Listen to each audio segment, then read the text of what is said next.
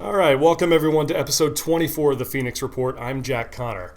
I am here with a gentleman who's probably the most talked about man in the Orlando music scene right now. He has been the lead singer and a founding member of SoulSwitch since 2006. He had moved down here originally from Hartford, Connecticut. Since then, SoulSwitch has gone on to do a lot of great things locally. I've seen them a few times open for bands like Alter Bridge and for Mark Tremonti's solo CD release party. They've worked with producers like Michael Elvis Basket, opened up for countless national and touring bands, and even appeared at Orlando's Earth Day Birthday Festival 3 times. They're also featured on the Central Florida local rock documentary produced by Alicorp Productions, a documentary that my band is on as well. In fact, we are actually going live right now. We're streaming live on Facebook and on video, courtesy of Alicorp Productions. Thank you to Al Corey III, man in the camera over there. Yep. To every one of you listening, watching, feel free to chime in if you have any questions, and let us know. We'll possibly ask Tom a few questions if we get the chance. So, anyways, I'm going to go ahead and introduce my guest right now. He is actually, just a couple months ago, he dropped a huge bombshell on everybody, letting them know that after 10 years with SoulSwitch, after all the local success, it just announced that he was leaving the band and is going on to start a career as a tattoo artist. He is having his farewell show with SoulSwitch on Friday, July 1st at the House of Blues, along with Mechanism, Mr. Bella, and Filth. Please welcome Tom Huestis. Thank you.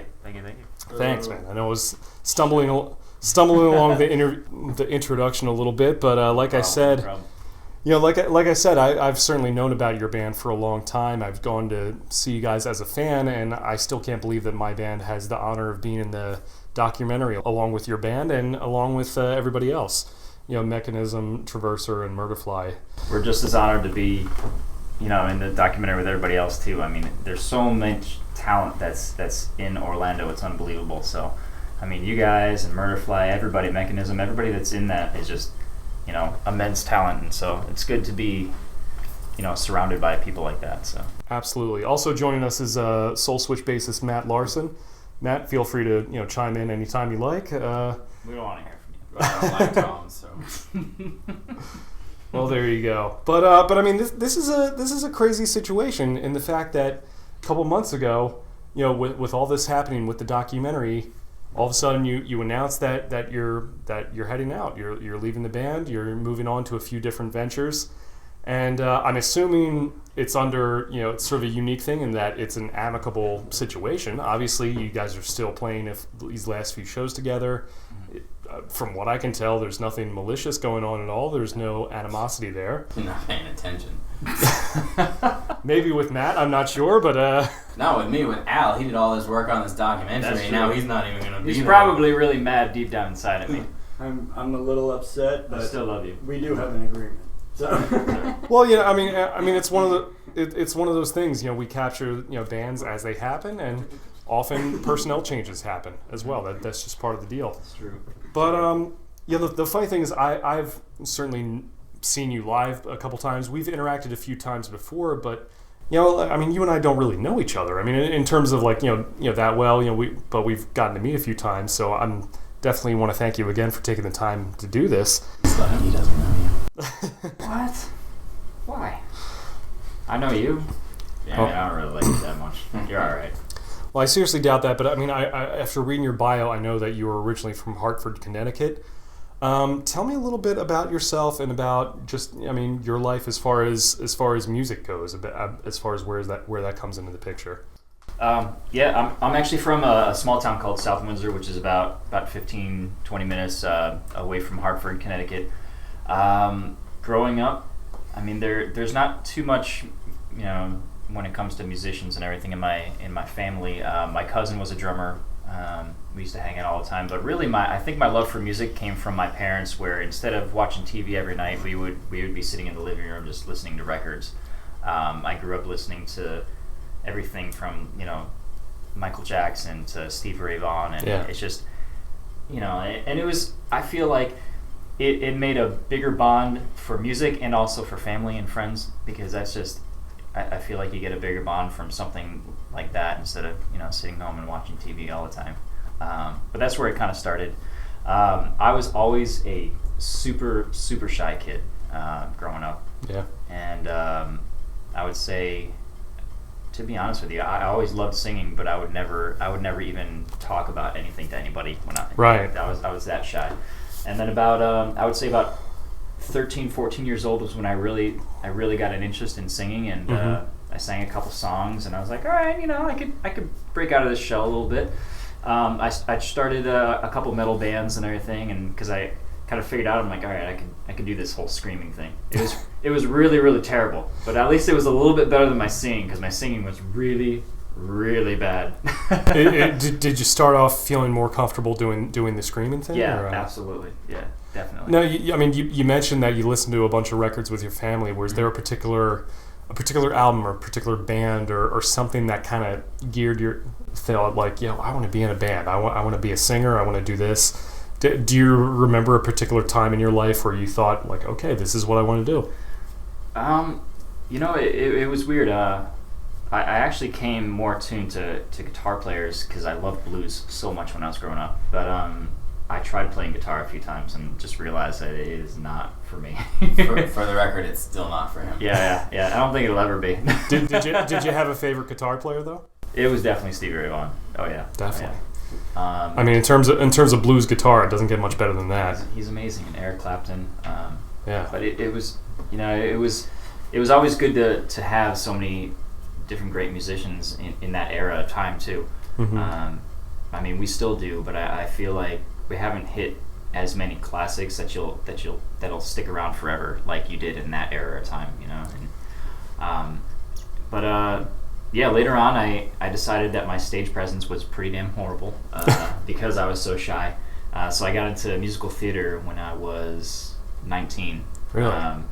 Back in school I was like, no, I'll never do that. I'll never go into musical theater or anything like that. I never did chorus, all that kind of thing. But I realized that if I wanted to break out of that shell, I had to pursue it. I had to get away from that stage fright. But it wasn't until 19 when you started doing that? My first show was, I think, pretty much everybody's show that was ever in musical theater. I don't know how much you know about musical theater, but Joseph and the Amazing Technicolor Dreamcoat. Everybody knows that show. It's not really a good show, but I was in a first. production of that when I was a kid. There you go. So yeah, I know what you're talking about. Yeah. Go ahead. And then I did a few more, and then I ended up doing one that was an original musical that ended up on the Fringe Festival, and wow. I loved it. I just got a passion for performing since then. Was this like a school thing or like a community theater kind of deal? It started off as community theater, and then that specific show ended up going to New York City. Really? I already came down here when that one went to the Fringe Festival up there. What was it called again? That one's called In Good Spirits. Ah. It's about the opera house that I was a part of, and it was loosely based on they had a lot of like paranormal stuff going on. I don't know if you believe in ghosts and everything like that, but they had all these different stories of like all kinds of ghost stories there. So the people who ran the place decided to make a musical out of it. It's just like sort of like about the legend behind it, and kinda, yeah. It almost sounds like a modern day Phantom of the Opera kind of thing. Kinda, just more comedy, but it was pretty cool. Were there dinosaurs? There should have been dinosaurs. Would have been even better. Well, I think it's pretty clear that dinosaurs make everything better. That's sort of the nice. unwritten rule of theater. But no, was there a particular show or particular role that was your favorite from that time? I would say Big River. I got to be the little harmonica player at the beginning of it. And that was the Tom Sawyer musical? Yep. I've heard of it, yeah. I got to, that's how I actually learned harmonica, because nobody there could play it. And they're like, oh, do you want to play it? I'm like, I have no idea how. Sure, why not? So they just made you learn it right there on the spot? Yeah. So I had about a month to learn how to play harmonica, and it actually wasn't quite that bad.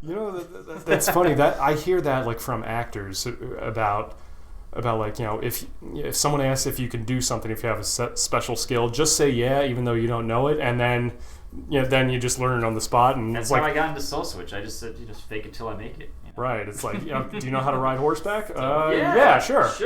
Yeah, I could figure that out. Do you know how to sing?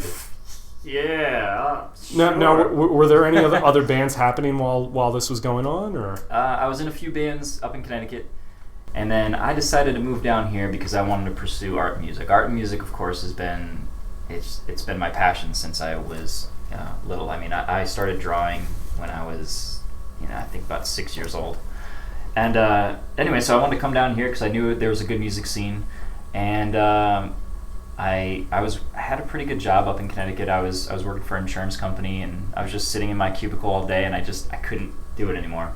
I just said, I can't be in a cubicle for the rest of my life, and I decided to throw it away, and I came down here. Originally, I came down here to stop music for a little bit and go to school for audio engineering over at Full Sail. It's a good place to do it. And expensive realized that I couldn't afford it because it was way too expensive. Did you have any other connections to the area at the time? Any family down here? No, I didn't know anybody. How old were you when you came down? 24. Okay. Yes. No wife, no kids, nothing yet? I came down here with the girl I was dating at the time. She moved down here. We just decided, hey, let's just start over. Wow. Yeah. It's a bold move. But obviously you knew that this was the place you wanted to come to in order to pursue that. Definitely. I just wanted to, I realized that it doesn't matter how old you are, you should always follow your dream and try and pursue what you love. And so that was my goal. I'm curious how the transition from being a kid who grew up on blues then to go into like the hardcore metal bands and stuff like that. Was that just, up in Connecticut, was that just like out of necessity, or were you also really passionate about that stuff as well? Definitely. No, I turned to, I would say probably 12, 13 years old. I was pretty young when I started really getting into metal. Sepultura, I loved growing up. I got into the punk scene a little bit, but mostly it was more the metal scene. And then that's when I kind of did that transition to realizing I'm like, oh, okay, I think I got this whole screaming thing down. Maybe I'll try that. And that's when I got into my first. Any particular singers that you felt inspired you a little bit, or? Definitely Max Cavalera. Okay. What? You say no? I wasn't talking to you. Matt doesn't like any musicians. Mind your own business. No, well, speaking of that, you guys, SoulSwitch, got together in 2006. How did you guys all meet? That's an interesting story, actually. Stupid story. I think it's kind of a funny story. This podcast is built on stupid stories, so it's okay. Well, and we're good. Yeah. I was working at Target. Nick and I were working at Target at the time. Mm-hmm. Jimmy had just moved up. I'm going to ballpark it a couple months from Fort Lauderdale to the Claremont, Orlando area, and needed milk for his daughter. His daughter was pretty much allergic to everything in the world, so she needed a special kind of milk, this, that, and the other thing. Came up, I was walking down that area, he's like, hey, do you guys have this? I went back, didn't have it, but I was a dude with a beard, long hair, and at the time I think my hair had some pink in it, which to my defense was supposed to be red. And glad you clarified that. It happens. Yeah. Not that there's anything wrong with pink. Yeah, I rocked it. Plus, I didn't want to re-dye it because then it's just too much work. Pretty sure I've had pink hair in my day. I think I've had like every color of the rainbow. It's probably why it's starting to run away from me. But so after I told him I don't have it, he was like, by chance do you play music? I was like, yeah, I play bass. He's like, oh, I play guitar. I'm looking to start a band up here. And I was like, well, I have another guitar player. And then I went to Nick, pretending that, he had met Jimmy already. I was like, hey, he's the dude I told you about, which I hadn't seen Nick yet. But so Nick kind of blew him off. But to Nick's defense, I never did tell him about him. And then we actually was like, all right, cool, numbers exchanged, and never thought we'd hear from him again type of deal. And then he ends up actually calling. It's like, well, fuck, we need to practice because we kind of stopped doing that. And then we kind of got together, the three of us, and decided that let's give this a shot. And then we met Tom, and then we met Mike. Like I said, I was going to go to Full Sail, and I kind of started getting the itch again to get into another band. So I went on Craigslist, and I saw that SoulSwitch was auditioning, so I was like, I'll check it out. So You were a Craigslist baby. I was a Craigslist baby. Was SoulSwitch together for a while? Like, did you have any other singers before Tom? We had a drummer before the official lineup, but no singers, no. We actually, Nick, Jimmy, and myself got together in March, and then we found Tom in August. Yeah, July, August, something like that. Okay. And then we became a full lineup in September. Right. There was a time that we probably ran through about, I don't know, 8 or 9 auditions for drummers, and we just could not find one. And we were kind of pissed off, and we were just playing the metronome. And one day, just joking around, I'm like, man, I wish a drummer would just like knock on our door one day. And lo and behold, the next practice, we get a knock on the door. It was Mike. He was like, hey, so I heard you guys were, you got a metronome there. You guys got a drummer? And we're like, oh, come on in. He was right across the hall in a different band, so he brought his stuff over, played. And yeah, that was it for him. And he was in the band for about, 7 years, I think. 7, Right. almost 6 8. Yeah, It was something like almost that. 8 because if we hit 10 this year, Chris is 2 now. Yep.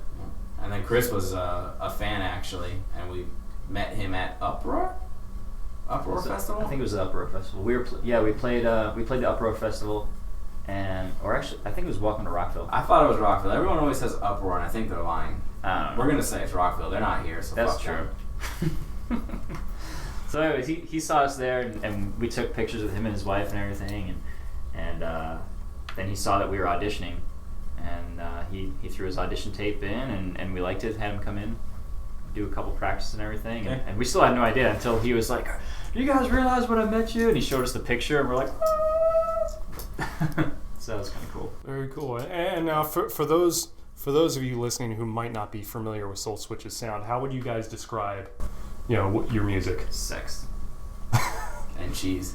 Cheese Sex and cheese. Yeah. Cheese and sex. That's All about right. it. What else do you need? I don't. Grapes. Grapes are good with cheese. Grapes, cheese, and sex. Well, they are healthy for you. That's I true. do- I They do are know pretty that. good. Yeah. It's a modern rock sound. We try and be something that you would be able to hear on the radio. I think we have a little bit more of an edge than what's normally on the radio for you. Yeah, commercial hard rock. With sex and I'm cheese saying- and I would agree with that. I mean, I've heard your voice, Tom, quite a bit, and I'll hear shades of like guys like Ben Burnley or Chester Bennington or something. Not that you sound exactly. I wish You sounded like win. Chester. We're like best friends now. Not that you sound exactly like those guys. You have your own thing, but obviously that mix of like really smooth, melodic sound, but with that edge, that screaming edge to it. For singers, I definitely grew up loving Brandon Boyd, Brent Smith. So those are guys that I definitely looked up to growing up for singing for me. And Matt. No, I have a question. You have a question? Yeah, Yes, who's you in Brent the Smith? front. Brent Smith is from Shinedown. Okay. Brandon Boyd is from Don't Incubus. say names, say bands. Incubus and Shinedown. I knew who Brandon was. Well, he could say names and bands. I mean, No, that's he okay. does what I tell him to do. Other people might Dance know. monkey. So that's how it works in SoulSwitch. Matt runs the show. Is that? Yeah. Tom show. Yeah. That's a pretty shitty show. Usually I have to wear my gimp suit to practice. Wow. Yeah. We're learning all kinds of stuff here today, folks. So, But that's cool. I mean, how would you say the band's like sound maybe evolved over time over the 10 years? Oh, we definitely don't suck as much as we originally did. yeah, we were really bad. We're We still don't- pretty we- bad, but... We had this one album that actually, we just say it doesn't exist. Dude, you're not supposed to tell nobody. I just said it doesn't exist. Oh, that's true. Boom. So this one fictional album. It's bad. It's really bad. It was the very first one that we released in 07? Probably. Something like 07. that. And yeah, we just don't even speak of it anymore. In fact, there's probably only about 30, 40 copies that are around anywhere in In release. existence. And if I find one, I break it. Wow. Yeah, that was... Yeah, we tried to do things... So if in anybody our has minds. one, just set it on fire. Yeah. But that could also be one of those things that you could just chalk up to growing pains. And I mean, True. no It's band, true. It's no true. band starts out sounding perfect when Yeah. they get together. Certainly, Yeah. certainly if you're a younger musician, you don't just pick up a guitar and are immediately Zakk Wylde. It doesn't really work that way. All jokes aside, I think that we became a much tighter band over the years. We've always tried to our goal basically was to really sound exactly Like that. live as we do on the album. So we don't really want to put too much little extra stuff in our album just because we want to be able to replicate it live. I would say for me, I've always been the type of singer that I know that I am definitely far from a perfect singer. I'm more about emotion. I truly believe that it's not about. Of course, you want to be on pitch. You want to be as tight as you possibly can live. But I'm that emotional guy on stage. I just let it go. So whether there's, I might crack here or be pitchy there, it's all about the love of the music, the love of the stage, and just letting your emotions go. And I think that's what SoulSwitch is really about too. I see that totally, because you mentioned guys like Brandon Boyd and things that Brent Smith and stuff like that. Those guys aren't necessarily David Lee Roth on stage, but they have that more sensitive side, that more emotional core to it. So that makes sense completely. Your songs are a little bit more serious that way. Not that they're depressing or anything, but it's just it's a little bit more. It's not a lot of not like partying girls and all that stuff. Not that there's anything wrong with that, but it's definitely some more serious subject matter in there. Yeah. It's just I guess I want the crowd to be able to feel the same feeling that I'm feeling in the music. Because pretty much all the stories are something that either everybody can relate to, or everybody thinks about, or just somebody. Even somebody questions in life. It's stuff like that, and then we throw in fun stuff that I love, like zombies. But like the Cranberry zombies. That's right. Yeah, you guys and then we have Demon before. Inside, which is about zombies. Well, there you go. Yeah, but we just try to make something that people can connect to.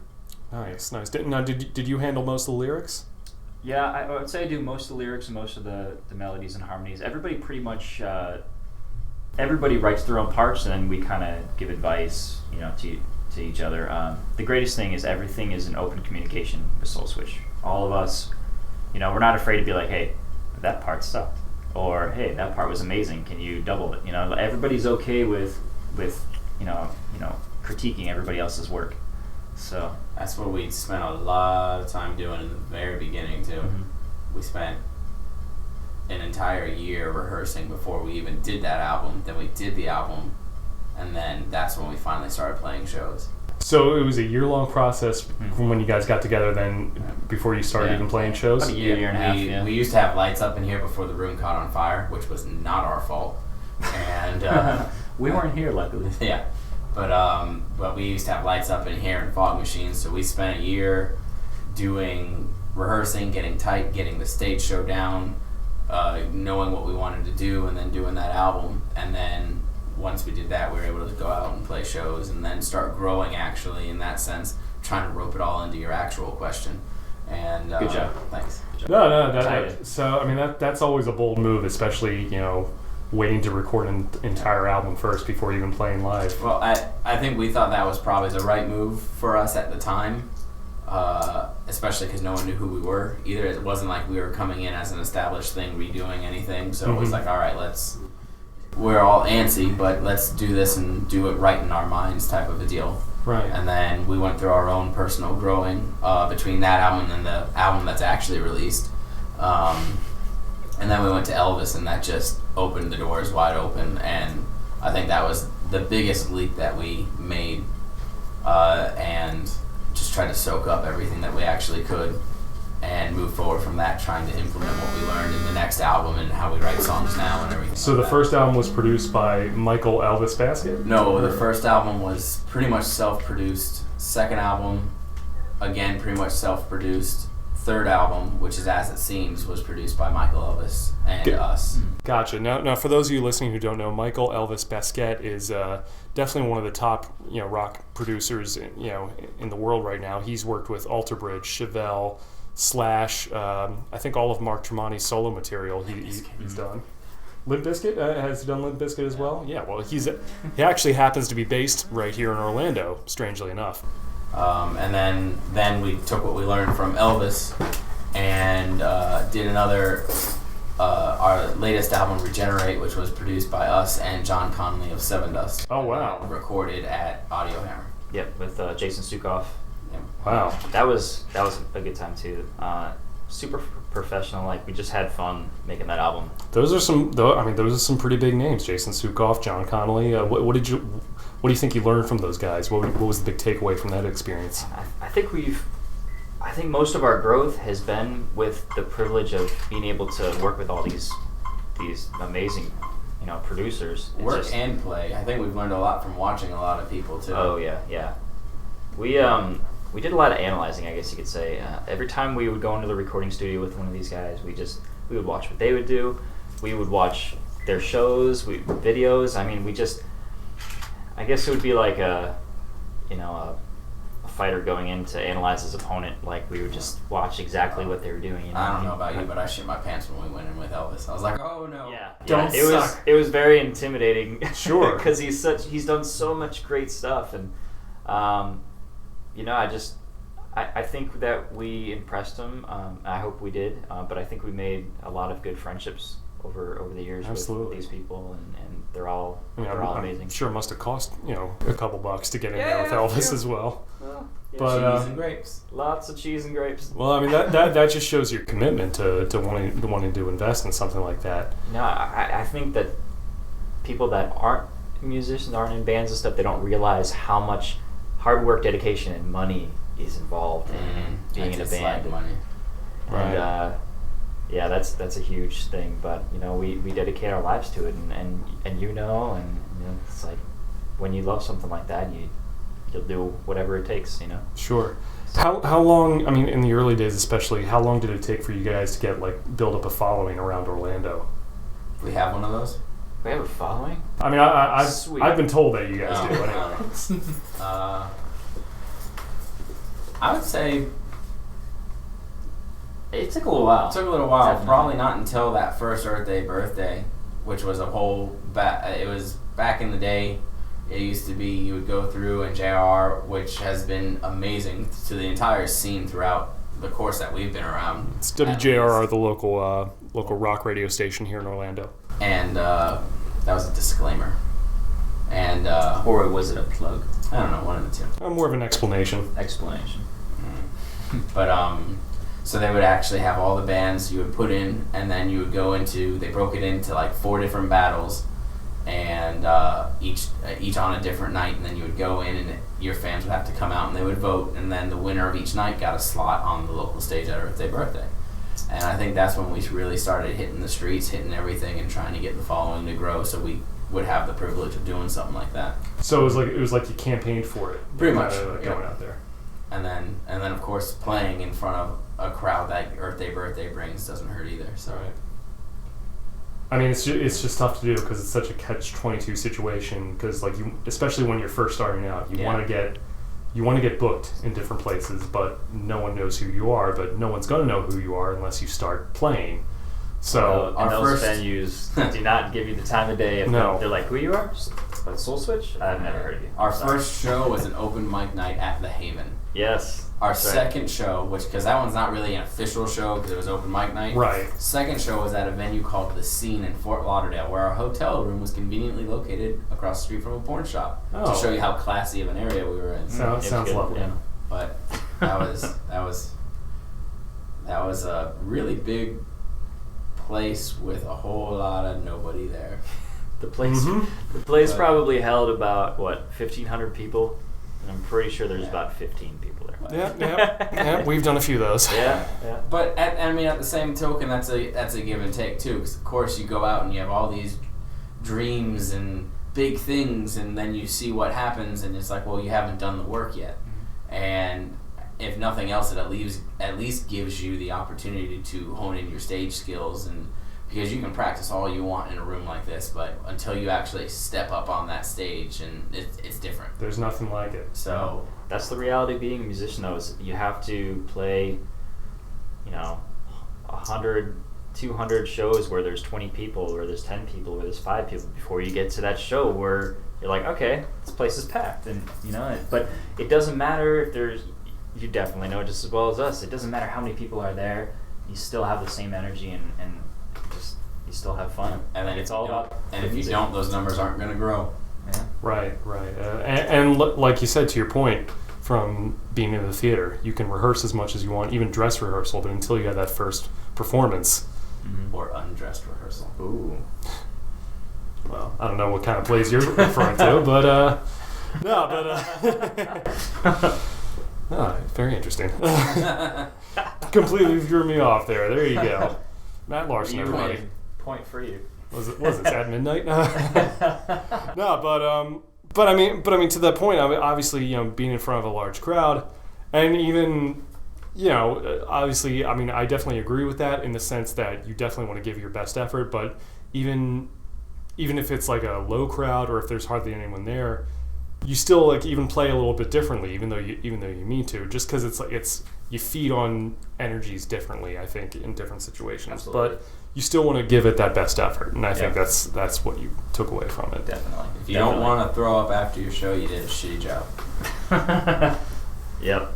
If my shirt's not soaked in sweat by the end of it, then I wasn't working hard enough. Right. But obviously the campaigning process to get on Earth Day birthday, do you think it was more the case of just finding the right audience, or just maybe people saw how hard you were working, or just maybe a combo of the two? Maybe a little bit of both. You definitely have to, social networking does a lot these days, but just going to shows. It was still MySpace when we started. That's true. And that was still kind of like not super helpful at all. But and at the beginning, it was before any of us had families and everything. Jimmy did, but we had a lot more time for us to actually go to shows and just flyer and talk to people and network and everything. And we would literally be out there. The scene was also different back then too. 24/7.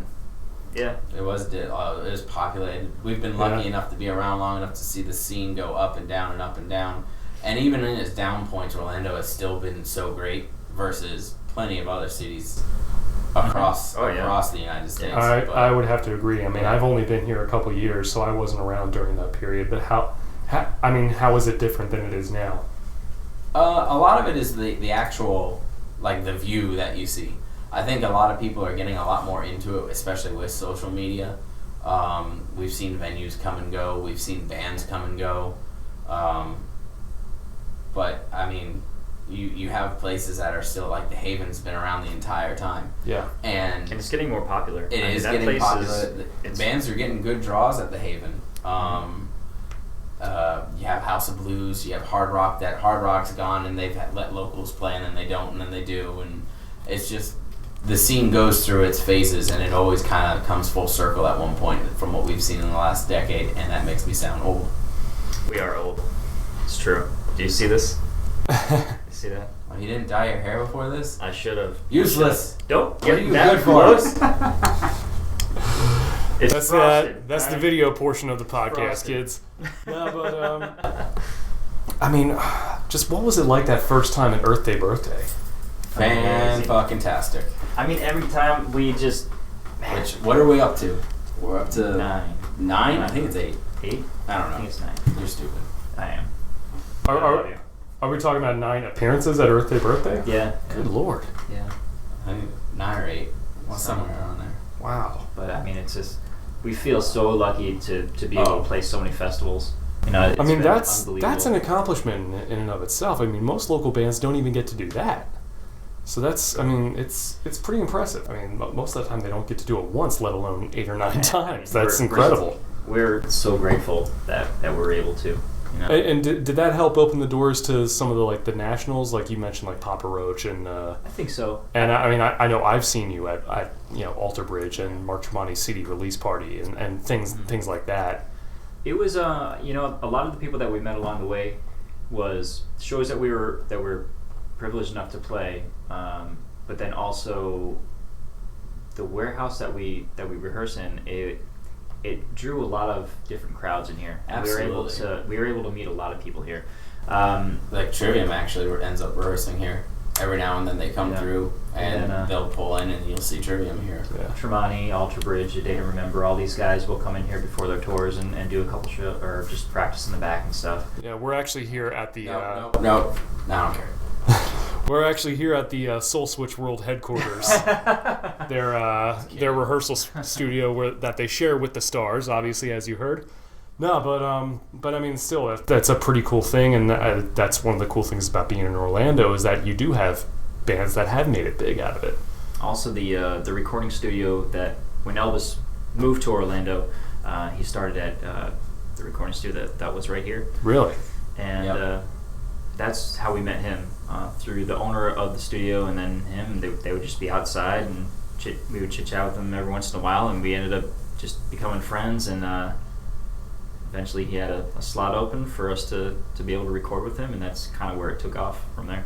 Very cool. But no, we've been very, very lucky and very grateful for all the opportunities that we've gotten with the Earth Day birthdays, with again 1011 JR helping us out and supporting us and letting us do that so many times. We've done Rockville, we've done Uproar, we did Rockville twice. Kingfest Amazing. twice. Yeah, JR has been ridiculously supportive for us, and we can't thank them enough. You know, they've been really good to us. I mean, it's a hell of a resume. You guys certainly had the right sound. I think that probably connected with them, and I'm sure that certainly helped you guys out along the way. I mean, you know, certainly that, and the work ethic and the grassroots marketing and stuff like that. It's yeah, I mean, it's very impressive. Do you guys have any particular shows or any particular moments in the band that stood out over these last 10 years? Any particular favorite stories or anything? Do you know which one I'm about to say? I don't know, it might be the same one. Go ahead. Might be.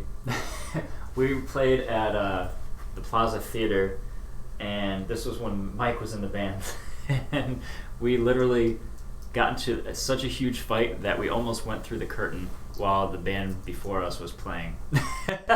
Like, you guys started getting physical, started shoving? Oh yeah, we got to the point where everybody had to take me and pull me back, and take him and pull him back another way, and we're like, ah! and I don't know have you played at the Plaza Theater before? No, I haven't. The back part of the Plaza Theater is literally maybe 3 or 4 feet, if that, behind the curtain. And right in front of the curtain, that's right where the drummer plays, and that's the stage, and everything is right there. So you really have no room back there. So we got into a little argument, and Do you remember what it was about? it was something stupid. I think it was the release of our first music video, and I wanted to congratulate it was the director at the time. He wanted to congratulate us, and he wanted to go up on stage and give us a gift or something like that. It was just a nice gesture, and They're cool little dolls of us. it was pretty awesome. They made little dolls, Wow. little SoulSwitch dolls, and I still have mine. Do you still have yours? Yeah. That's awesome. But so Mike was like, no, we can't go up on stage before we play. It breaks the whole, atmosphere and whatever. So we're like, come on, they're trying to do something nice for us, and so something stupid like that, we just started going back and forth, and it just started getting closer to the face, and then there we go. We just started getting all pissy with each other. That was the only time that's happened. Yeah. For the record. Yeah. Okay, well, that's good. It was pretty funny. Now we still laugh about it. So I mean, if you only get into one knockdown drag out in the course of 10 years, Yeah. that's not bad. Yeah. I mean, on average. yeah, it's not so bad. I think every band has their little kid fights. Sometimes, because yeah. we're if you're in a band for a long time, you're family. We're let me all hit you family. with a police baton thingy once. That was cool. That's true. That hurt. Wow. Yeah, that wasn't fun. You told me to. You've hit me with your bass multiple times. Well, that's your fault. In fact, I have 2 chipped teeth because of that guy right there. Wow. Yeah. See a dentist. I don't know what to tell you. Man, battle scars, man. That's, We were at the back booth, and I went one way, and he turned around, headstock, right that's into. That's right the into back tooth. booth's fault because the stage is not built for 5 people. That is true. That's true. That is true. It's a very tiny platform. Back booth is great, but it's definitely a tiny stage. Yeah. True. Not complaining. Cool place to play. Yeah. So what's your story? Oh, it was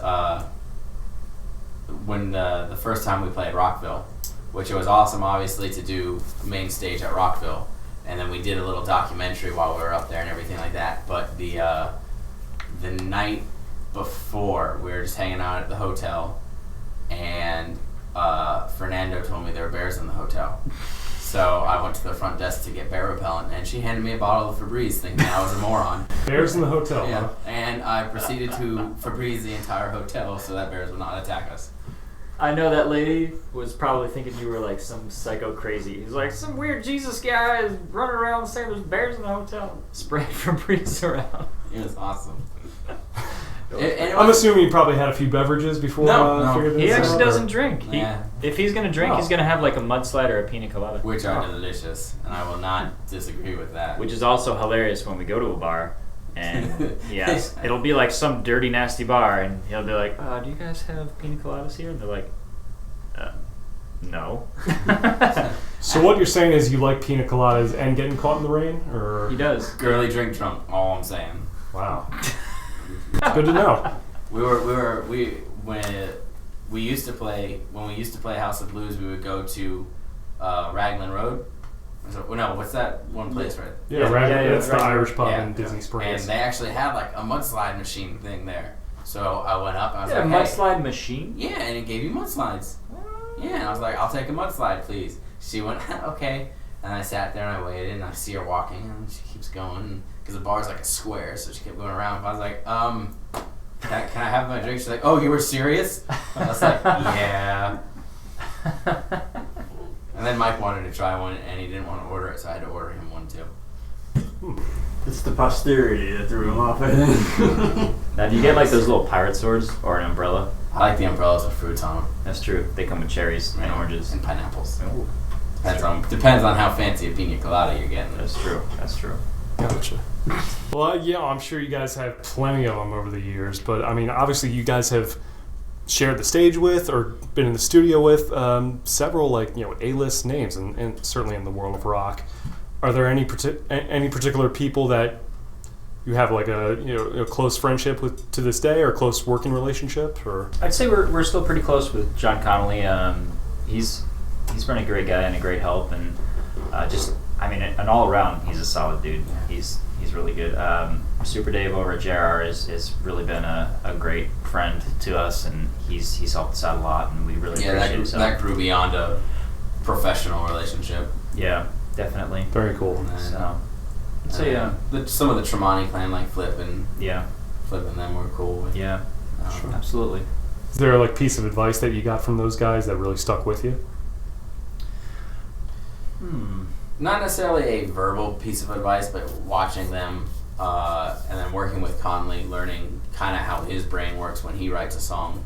So again, we kind of try to absorb whatever we can from people we're working and try and incorporate that into what we're actually writing at the time. Or Gotcha. Almost like leading by example. Kind sort of, yeah. Yeah, true. Like a sponge. Very cool. Sponge. You're like a dried sponge, though. You're a dried sponge. Dried sponge, slap your face off your face. I'm not even sure who that's offensive to.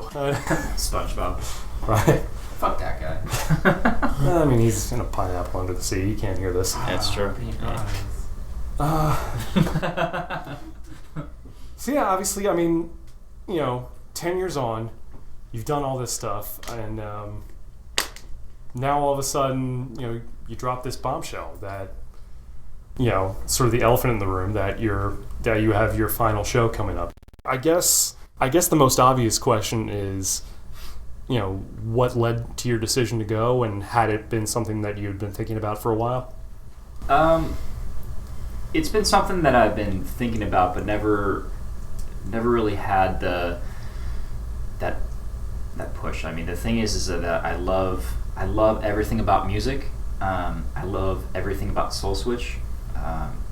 It's been a part of my life for a good chunk of my life. I have the SoulSwitch logo tattooed on me. It's 50 though, so. That's true. I'm old. Yeah, you look 50, so it's cool. I don't see any gray hairs over here. Shut up.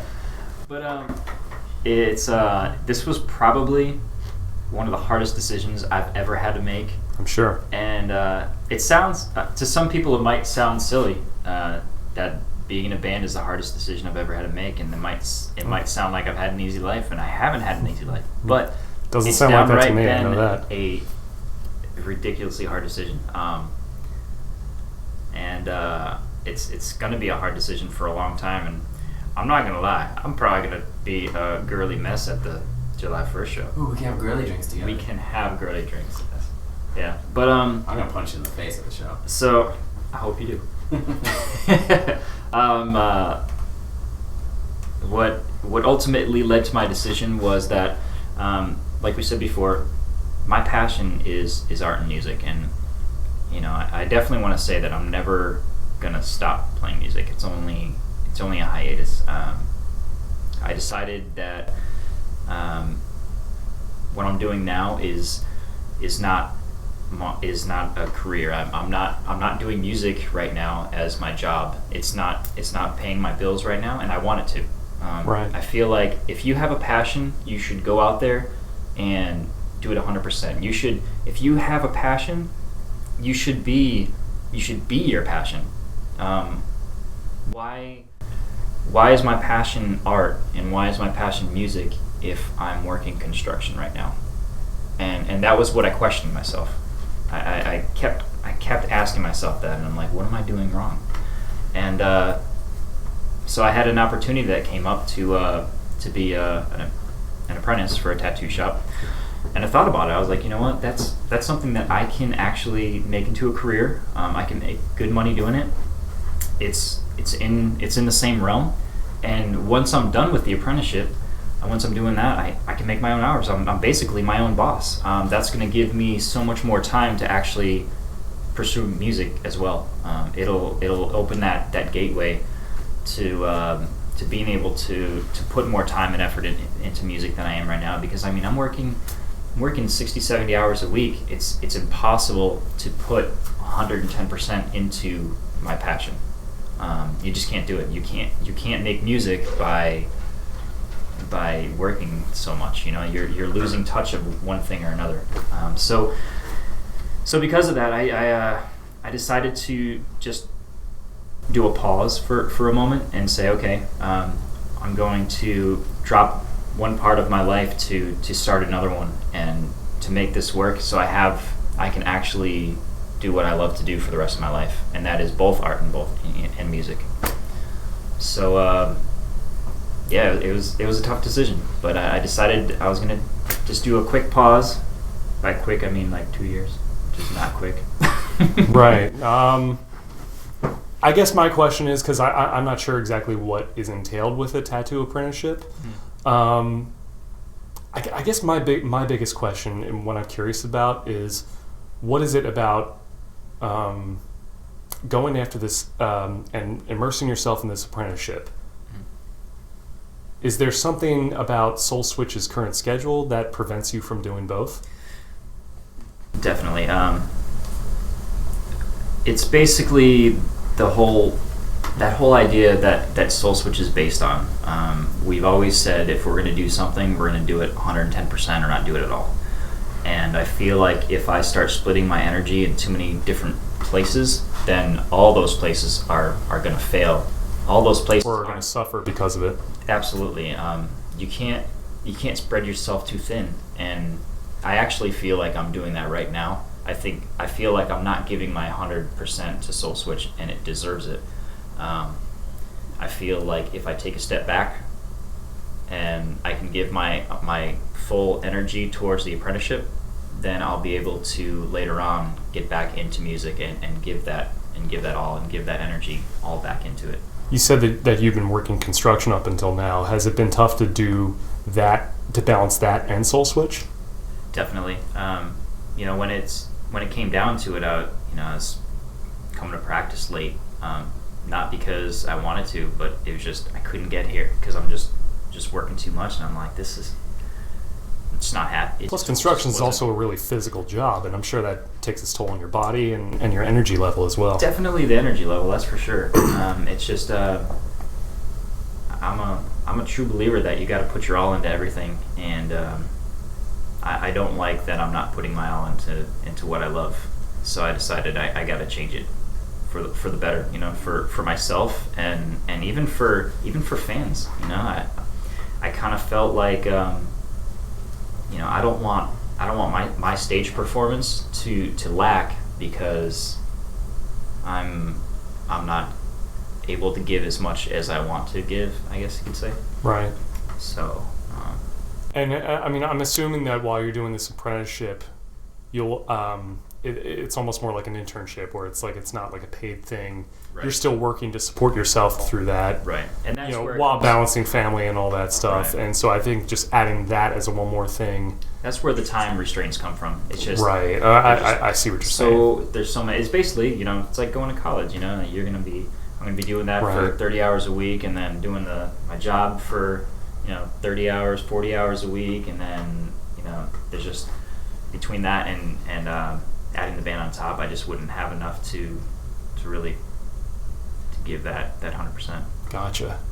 So.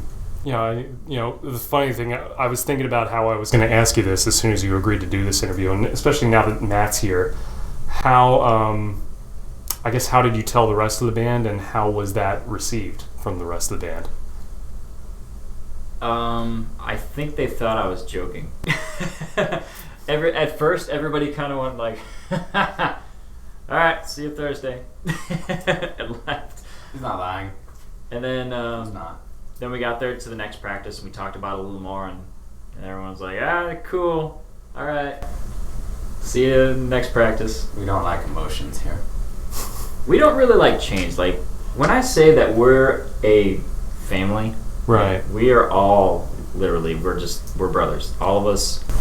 That's true. I mean, there hadn't, from what you're telling me, there hasn't really been a lot of lineup changes in just the last 10 years, except for the drummer position. I think Mike went on to, I think he's now playing with Travis Daigle in Elmo. Yeah, he does some shows at like Universal and stuff now. So. Yeah, and then you got Chris in the band, but I mean, to have such little turnover in 10 years, that in itself is impressive.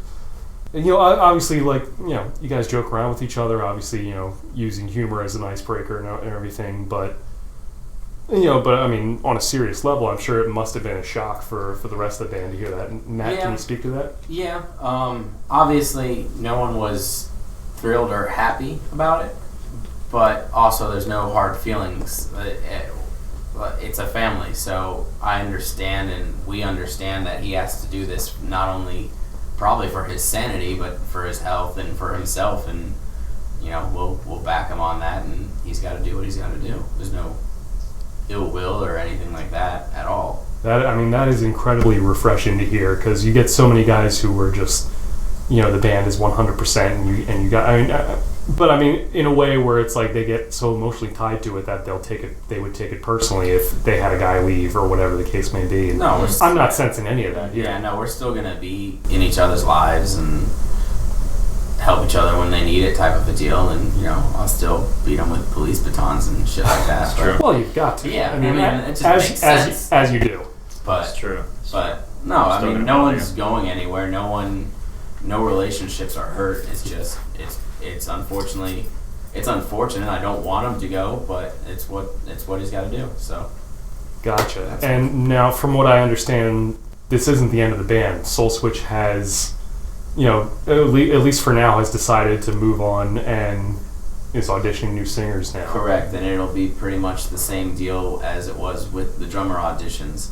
If you're interested, just send us a video of you singing one of our songs. It doesn't matter if it's your phone or if it's professional or anything like that. The song can be playing on your iPhone. I don't care. Send us a video of you rocking out, and if everyone agrees to have you come in, then you'll come in and we'll see what happens from there. Gotcha. Tom, have you been involved in this process at all in terms of helping them out? Yeah. Helping find the next guy? I don't know how to sing. I definitely want to be here for every aspect of this. I'm still part of SoulSwitch. It's always going to be a part of me, and I want to help them just as much. If it comes down to where I'm able to come back to SoulSwitch later on, they didn't find a singer, that could be cool. If it comes to the point where they find an amazing singer, I want them. My whole goal is I want SoulSwitch to be successcul. Right. So if I want them to find that rock star singer, that singer that's amazing, so I want to help them, and when people do audition, I want to be here too, and I want to help them find that perfect singer. Very cool. That definitely says a lot about your character, that you're willing to put your own ego aside and do what's best for the band and what's best for yourself as well, and that you're still very much part of the family. I think you don't really see a lot of that with a lot of bands. Maybe I can be your bus driver. Job's already filled. No. Damn it. Have you guys done a lot of touring before, or? We've done a decent amount. We'd always love to do more. We've done mostly regional, but we have gone through like the Midwest. We went out to California. Really? We've done a lot of stuff like that, but for the most part, it's been regional. Everywhere from here to the Mississippi River up to the Carolinas. No, we went all the way up to Michigan. I know. I'm saying mostly. Mostly, fine. I said. Yeah, most of the time we do stick to the southeast region. Yeah. Do you think it's made more sense to like stay more local and regional? Just, I mean, if you're an unsigned band going out on your own, it's a tough thing to do. We all differ in our ideas about it. I'm not saying our approach is the right approach, and everyone is different, and every band is different. They'll find something that works for you. But our thinking was, take this area over, grow it to this area, take that area, grow it over to that area. But I would agree with that approach. I mean, a lot of bands go out on the road, and no one knows who they are back home, and it's like, how do you expect anyone to know you out there? Mm-hmm. So, and I think you guys have done a good job of that in terms of building a local buzz and playing some big shows with some big names and working with a lot of like really big people in the industry. That's the one thing. I mean, we're not here in Orlando. We're not in New York or Los Angeles, but we still have a lot of people down here. So definitely, we're lucky in that regard. Grassroots, I always think is the best way to go. You can make your own buzz, and get a good manager, somebody who can get you good connections. Yeah. Very good. Absolutely. It's like in any business, it's about networking. Yeah. And that's a phrase that's overused quite a bit, but it's true. A lot of it has been about that. So that's cool. I mean, it's funny. I had another question about you. Obviously, coming back to it after however long it was in the future. You said it would be about a 2-year process to get your apprenticeship done. But yeah, so I mean, it seems like the door's definitely open for now as far as like if in 2 years you find yourself able to do it again, if depending on where SoulSwitch is, or could you see yourself doing something outside of SoulSwitch? Definitely. I mean, regardless, I'm still going to be. Even now, I'm still going to write music. I'm still going to be singing. I'm still going to be just doing all that, and we'll see where it takes me. I'm always willing to start new projects. I'm always willing to see what's out there, and it really all depends on SoulSwitch too. I mean, like I said, if they get a great singer and everything, and they like him, I mean, they should stick with him. I mean, right. If he's working for them, that's all that matters. So it's just, I guess we'll see where it goes. I'm definitely not going to stop making music, that's for sure. Once you have it in your blood, that's it. You have it forever. It's an addiction. Definitely. Well, I mean, those of you who can make it, July 1st is the final show. I mean, what a way to go out too at the House of Blues. It's gonna be a fun show. It's gonna be packed. A lot of great bands there. Mr. Bella, a band I've known for a long time. Yeah.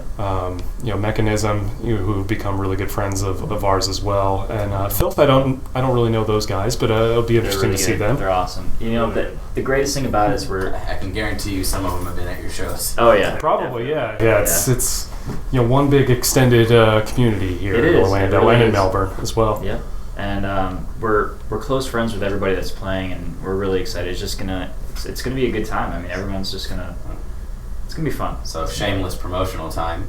If you do want to go and you are interested in seeing his stupid face one more time. Yeah, this stupid face. Mm-hmm. We are giving away free tickets for the House of Blues. You just have to email soulswitchtickets@gmail.com. Name, address, amount, and they're your tickets. We mail them to you. SoulSwitchtickets@gmail.com. Absolutely. I mean, it's going to be a great show. I'll be there in the crowd as well. It should be a good time. Al, I know you're going to be there as well. Well, of course. I'm always there. Oh, man. Definitely. By the way, you're next on this show, my friend. So Nice. definitely, we're going to sit down and have a conversation. Oh, yeah, well, of course. Very, We very have soon. A lot of things coming up pretty soon here, so No doubt. yeah, we're definitely going to have a big talk. For those who don't know, why don't you let people know listening who aren't familiar with you where you can find SoulSwitch and yourself online on your social media. Obviously Facebook and Instagram. You can check us out on there. You can also get us at soulswitch.net. And Twitter.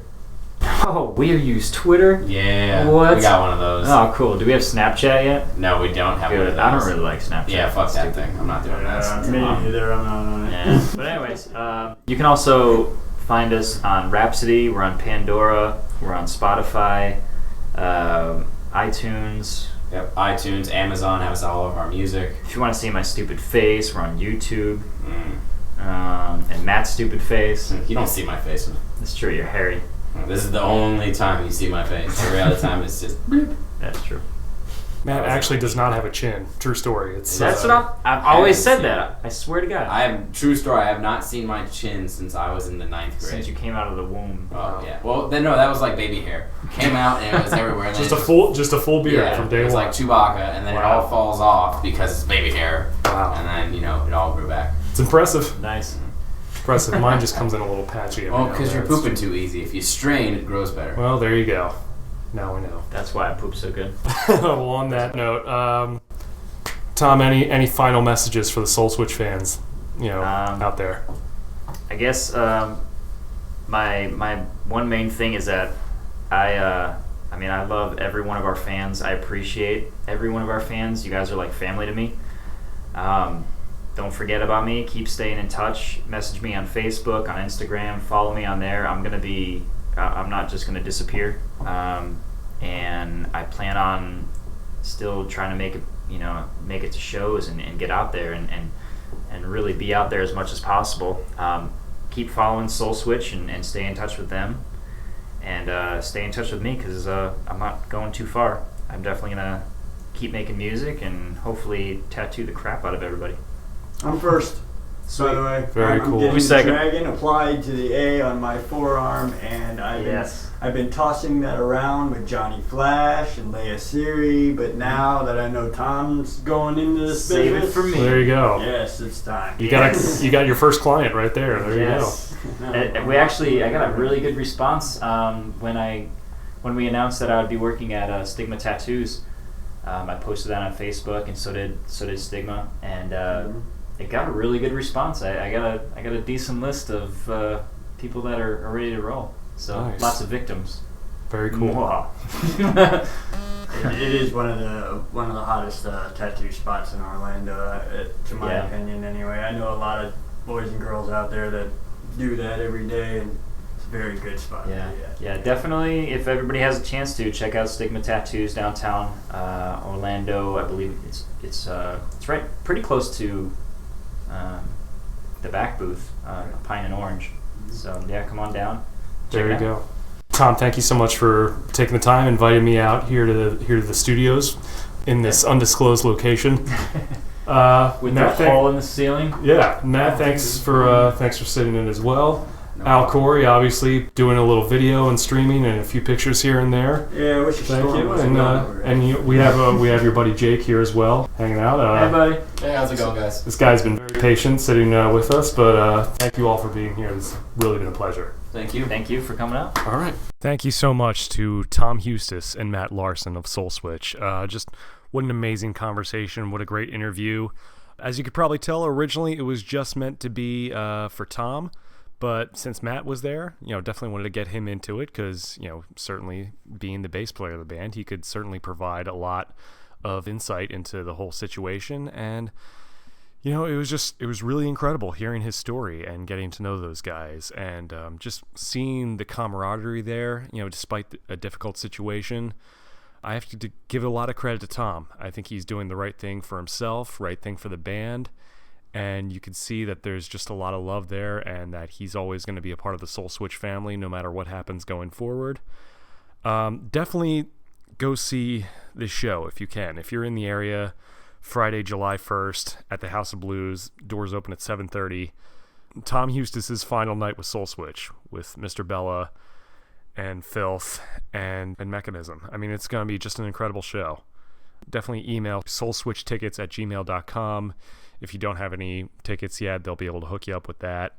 It should just be an incredible night full of guest appearances, and who knows what's going to happen. But definitely go there. Also want to give a thanks to Al Corey for running video and taking some pictures. And we had a little bit of a Facebook streaming thing at the time, and Al was in there, and he chimed in towards the end as well. Make sure you check out alicore.com for all the information about the documentary that SoulSwitch is going to be on, along with Mechanism, Traverser, Murderfly, and Vertebreaker. As far as some upcoming events, Vertebreaker's next show will be Sunday, July 24th at Piper's Sports Bar and Grill in Green Acres, Florida, which is just outside of West Palm Beach. That's going to be our first ever show in the area. We will be there along with Framing the Red and 9 Mile Drive. Our next one after that is, we actually just got added to this one. It will be at the County Line Saloon in Melbourne. We will be there at an event called A Shout Out to the Heavens, which is a music benefit and tribute to the life of Dino Diatori. He was, he was one of those guys who was just a fixture in the Melbourne local music scene. I never really got the chance to get to know him personally, but I saw him a lot at some shows that we had played, and he was just one of those guys that just so many people loved, and he unfortunately passed away recently. And so we want to raise some money and throw a nice tribute to him. There are going to be plenty of bands there. Murderfly, 21 to Burn, Who Was I, Spasm, Siren, Dominic St. Charles from Earn, Crowfly, Staggered Image, Rockslide. So many different acts are going to be there. It's going to be an incredible thing. We always have a great time every time we play the County Line Saloon. It's one of the biggest rooms in town. So, we're really excited about that. After that, we're going to be at Palm Bay at the Shady Oaks Lounge on Saturday, August 13th at the Days to Come CD release party. Those are some good friends of ours from Albany, Georgia, so definitely make that out to that if you can. And then in 2 weeks from that, we're going to be at Sports Page in Satellite Beach on the east coast of Florida. That'll be on Friday, August 26th. We will be there with Vapid and Severed Sun, and believe we do have a few other bands on the bill as far as I know there have been a few changes there, but we will be there for sure. Make sure you go see that. That is it for this week, man. Just what an amazing conversation with Tom and with Matt from SoulSwitch. I just have so much respect for those guys. They've been around and they've done so much, and what you hear is real. The reality of the situation is that just because we're out playing and having all this success locally, a lot of us still have day jobs. A lot of us still have families to support, and that's just the reality of the situation. So sometimes difficult situations need to be made, but I respect Tom for doing the right thing by him and his family and by the band. So hopefully all the best to Tom in all his future endeavors, with Stigma Tattoos, and I'm sure he'll be back in the music scene before you know it. Make sure you follow me on Twitter at JackXConnor. Like me on Facebook at facebook.com/JackConnorMusic. Feel free to check out my band, Vertebreaker, at www.vertebreaker.net.